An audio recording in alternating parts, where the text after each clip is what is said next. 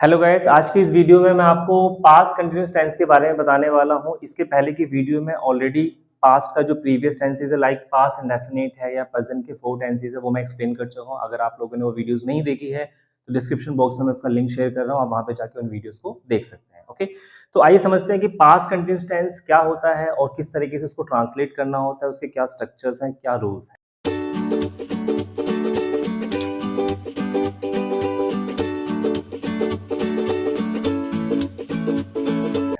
तो सबसे पहले क्वेश्चन इसमें हमारा आता है कि अगर कोई भी वाक्य है तो हमें ये कैसे पता लगेगा कि उसको हमें पास्ट कंटिन्यूअस टेंस के अकॉर्डिंगली ट्रांसलेट करना होता है।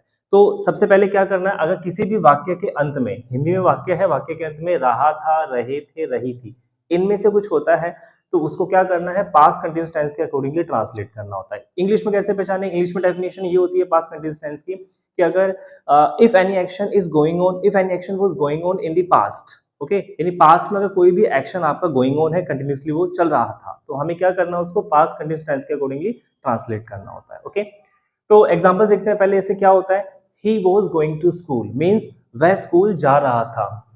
यू वर स्पीकिंग लाई, तुम झूठ बोल रहे थे।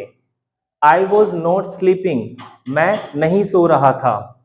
वॉज ही इमिटेटिंग मी, क्या वह मेरी नकल कर रहा था। And the rules and structure is, इसका जो रूल्स रहेगा, स्ट्रक्चर रहेगा, वो क्या रहेगा, हमें किस तरीके से उसको हमें बनाना होगा। तो सबसे पहले अगर हम अफर्मेटिव लेते हैं, affirmative means simple. Okay, affirmative means simple, इसको सिंपल भी कहते हैं एज अ। तो इसका पहला होता है, फर्स्टली आपने सब्जेक्ट यूज करना होगा। सबसे पहले सब्जेक्ट आएगा, देन वॉज या वर, यहाँ पे दो हेल्पिंग वर्ब यूज करनी है, वॉज या वर, लेकिन दोनों में से कोई एक यूज करना है, या तो वॉज आएगा या वर आएगा।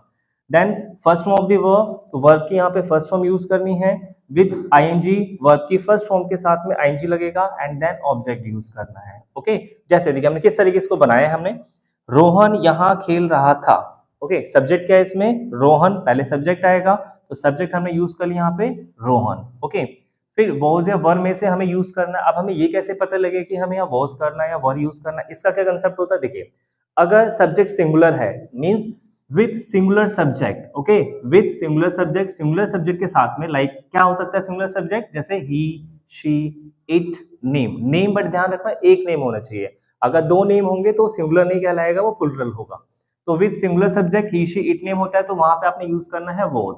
ओके, बट अगर सब्जेक्ट प्लुरल होता है, लाइक वी है, यू है, दे है, बट आई के साथ में, हाँ एक इसमें आपने याद रखना, आई के साथ में यहाँ पे वॉज यूज होगा।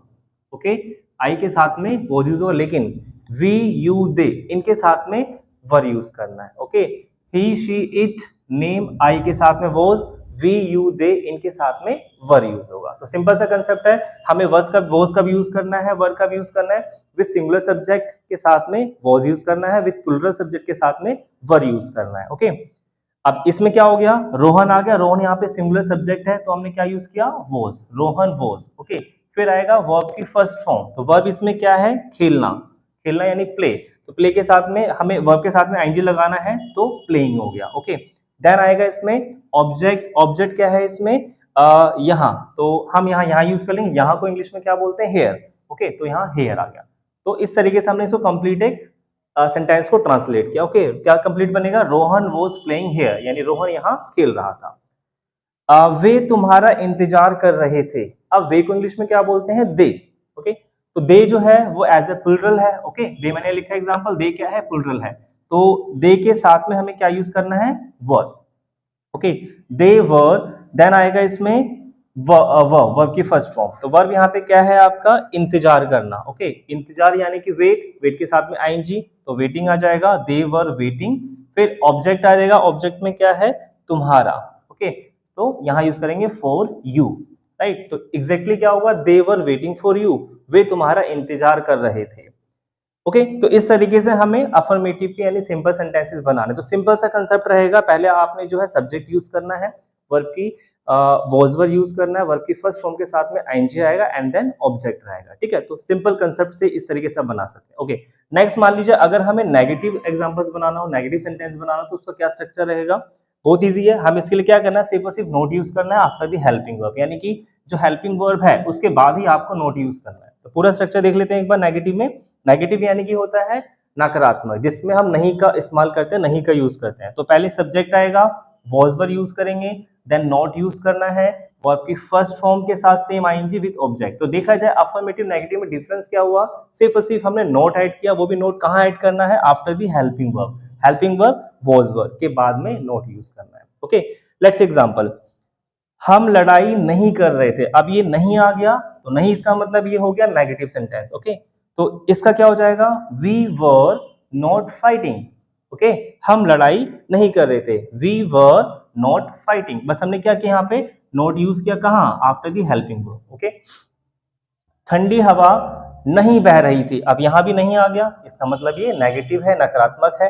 तो हमें क्या करना है, ठंडी हवा को हम क्या कहते हैं, कोल्ड वेव। ओके, तो कोल्ड वेव, अब कोल्ड वेव यहाँ सिंगुलर है तो यहाँ पे वॉज आएगा, यहाँ पे वी एज ए प्लूरल है इसलिए हमने वर यूज किया। Okay, so cold wave was not blowing, ठंडी हवा नहीं बह रही थी। ओके, नेक्स्ट आता है इसका इंटेरोगेटिव। अगर सपोज कोई इंटेरोगेटिव का मतलब होता है पर्सनवाचक, यानी अगर हम किसी से कोई क्वेश्चन कर रहे हैं, पर्सन पूछ रहे हैं, तो उसको बोलते हैं इंटेरोगेटिव। अगर मान लीजिए सेम पास्ट कंटिन्यूअस टेंस का इंटेरोगेटिव में होता है, कोई क्वेश्चन करता है, पर्सन करता है, तो आप कैसे ट्रांसलेट करेंगे, तो उसका स्ट्रक्चर क्या रहेगा, रूल क्या रहेगा। सबसे पहले हमें WH फैमिली वर्ड यूज करनी होती है। WH फैमिली का कंसेप्ट यानी कि क्या होता है, जो वर्ड WH से स्टार्ट होते हैं, like what, when, who, how, why, इस टाइप के जो वर्ड्स होते हैं उनको हम WH फैमिली वर्ड्स बोलते हैं। ठीक है, इसका भी समझाता हूं आपको शॉर्ट में, पहले एक रूल देख लेते हैं। WH फैमिली वर्ड आएगा, वॉज वर यूज करना है, दोनों में से एक, वॉज वर का बताया था, सिंगुलर सब्जेक्ट के साथ में वॉज एंड प्लूरल सब्जेक्ट के साथ में वर। आई, ही, शी, इट, नेम के साथ में वॉज, वी, यू, दे, और प्लूरल सब्जेक्ट के साथ में वर आएगा। Then you have to use subject first form with ING और फिर ऑब्जेक्ट, राइट। जैसे एग्जांपल देखते हैं, क्या वह सोने का बहाना कर रही थी, तो यहाँ पे क्या आ गया। ठीक है, एक चीज और समझ लीजिए, जब भी किसी क्वेश्चन के अंदर, हिंदी के अंदर क्या पहले आएगा, ओनली क्या पहले आएगा, तो हालांकि क्या का इंग्लिश वर्ड व्हाट होता है, बट आपने वर्ड यूज नहीं करना है, क्योंकि यहाँ पे क्या पहले है। तो आपने क्या करना है, जब भी क्या पहले आएगा तो जो हमारी हेल्पिंग वर्ब होती है उसको पहले यूज करना है। ठीक है, तो जब भी आपका हिंदी में क्या पहले आएगा तो वहां पे क्या करना है, जो वॉज वर्ब होता है उसको पहले यूज करना है। खासकर स्टूडेंट्स यही मिस्टेक करते हैं। ठीक है, तो आपने ध्यान रखना है। तो क्या वह सोने का बहाना कर रही थी, तो WH फैमिली तो इसमें नहीं आएगा। क्यों नहीं आएगा, इसका भी रीजन है, यहाँ पे WH हम क्यों नहीं यूज कर रहे हैं। इसका मैंने प्रीवियस वीडियो में बताया था कि हमें WH का यूज करना होता है जब किसी हिंदी वाक्य का आंसर हम यस या नो में दे सकते हैं। अगर हम उसका आंसर यस या नो में दे पा रहे हैं, तब तो वहां पे आपको WH वर्ड यूज नहीं करना है, वहां पे सिंपल हेल्पिंग वर्ड पहले आ जाएगी।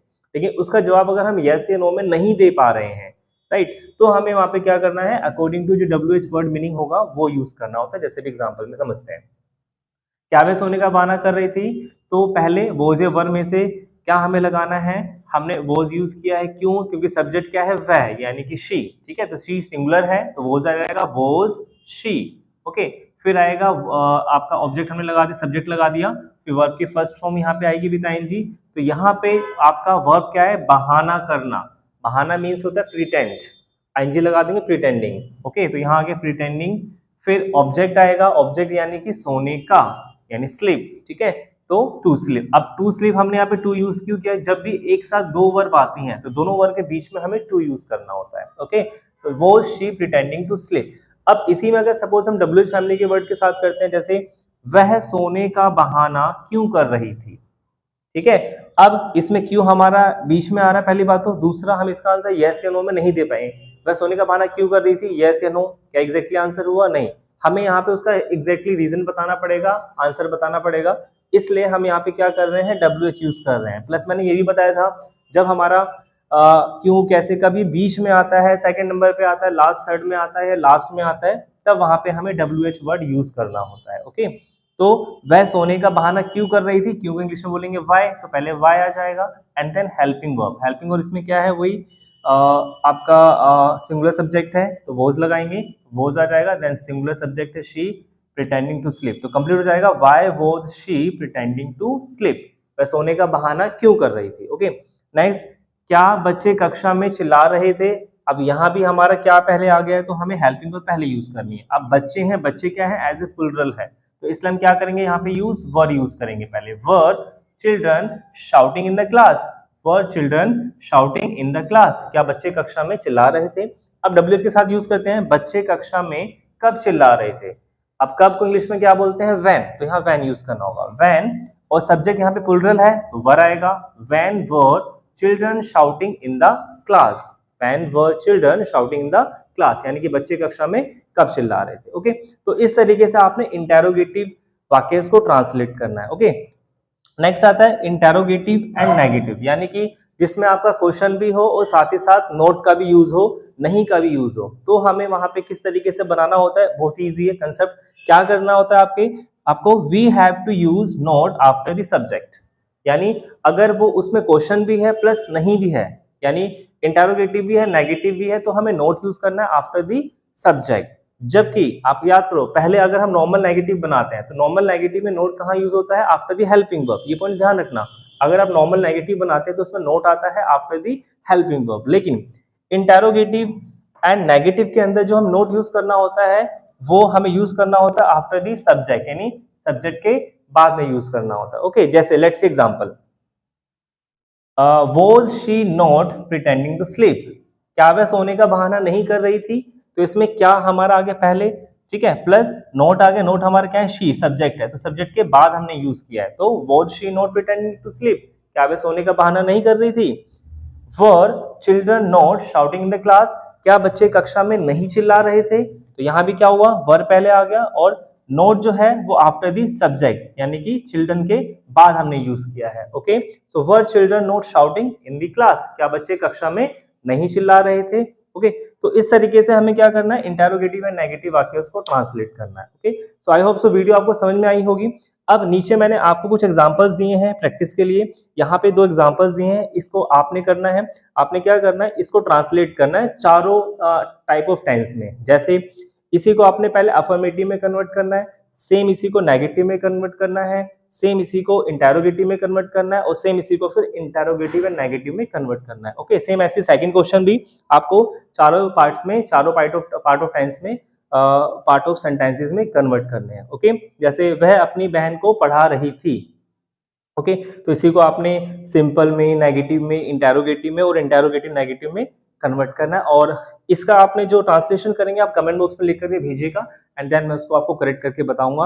और आपको ये वीडियो कैसी लगी, अपनी राय जरूर हमसे शेयर करें। आपको इसमें कुछ इंप्रूवमेंट की जरूरत है या कोई आपको कोई कंफ्यूजन है, डाउट है, तो आप कमेंट बॉक्स में लिख करके आप अपने क्वेश्चंस कर सकते हैं। ओके, नाउ मिलते हैं नेक्स्ट वीडियो में। Thanks for watching. Hello guys, now we are telling few examples of past continuous tense. So let's begin. बाहर बूंदाबांदी हो रही थी। It was drizzling outside. भीड़ एक चोर को पीट रही थी। The mob was beating a thief. वह झूठ बोल रहा था। He was telling a lie. वह सोने का बहाना कर रहा था। He was pretending to sleep. मैं तुम्हारा इंतजार कर रहा था। I was waiting for you.